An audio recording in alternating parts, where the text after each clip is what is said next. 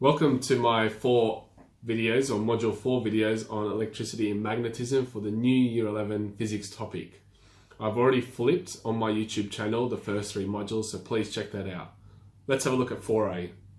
Conduct investigations to describe and analyze qualitatively and quantitatively the processes of which by objects become electrically charged, the forces produced by other objects as a result of their interactions with charged objects, and the last one, variables that affect electrostatic forces between those objects. So you may have already done this in junior science 7 to 10, where you would have got a perspex charged rod, put it near a tap of running water, and you would have seen the water bends around the perspex rod or away. You may have already done this with our aluminium can on the desks, and I know I do that in junior science and it's pretty fun. So let's have a look at a year 11 perspective. What are electrostatic objects and charges? So electrostatic charges form when some insulators are subjected to friction, a contact force, such as when they rub with a cloth or when air blows over them. There are 2 types of electrostatic charges, positive and negative, and these arise when there's an unbalanced number of electrons than normal, and we call these electrostatic charges. So when an object gains electrons, it's negatively charged. When an object loses electrons, it becomes positively charged.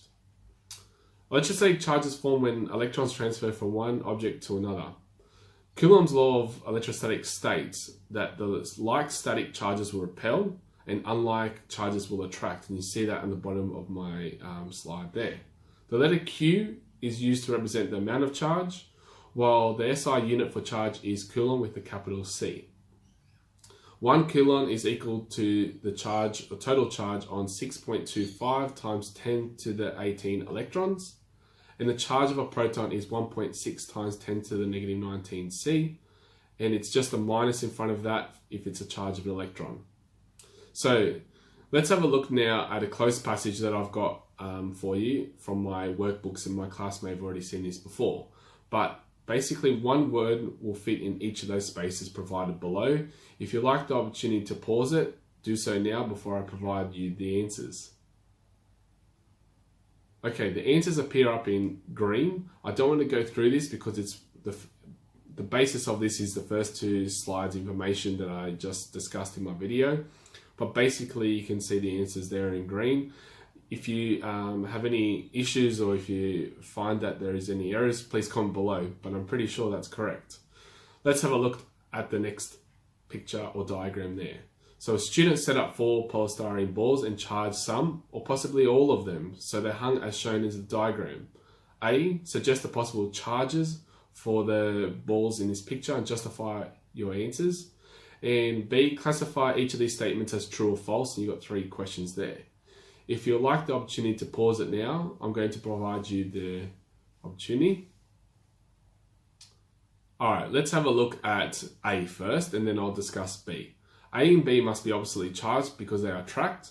B and D must be the same charge because they repel.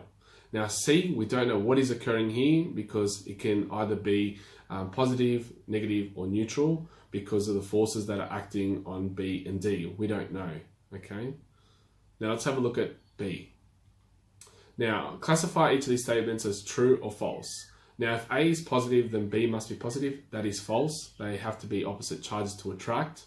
So the first answer is false. The second answer is also false because we don't know what the charge is of C because of balls B and D, and we can safely say that it's false. 3, if C is positive, then D must be positive. Now, we don't know, what is C because the picture doesn't depict what is happening because it could be several answers. So we're going to say it's false because it could be positive, negative, or neutral. Okay. Let's have a look at the next question here. So when identical charged objects touch, they share a net charge they carry.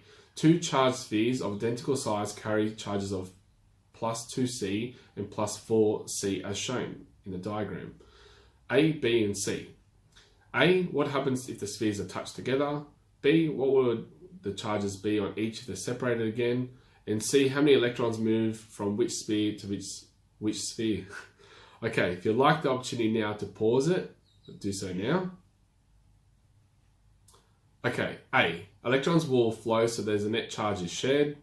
B, what will the charges be? Plus 3C. 1 Coulomb of electrons will flow to the plus from the +2 ball to the +4 C ball.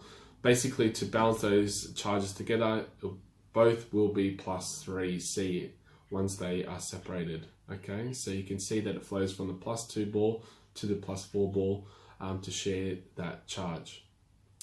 Now, if you enjoyed my videos, I'm about to film my next video 4B on electric field lines, looking at simple point charges, pairs of charges, dipoles, parallel plates, what happens in electric fields, and so on. I'm also going to do another video on the equations E equals F over Q, E equals V over D, and we're going to be looking at other electric field equations. So please subscribe to my channel, provide any feedback. I am going to finish this module 4 in the next coming days, so that the whole year 11 physics course will be flipped on my YouTube channel. Thanks for your time, thanks for your support, and provide any feedback, it's all welcome. Thank you.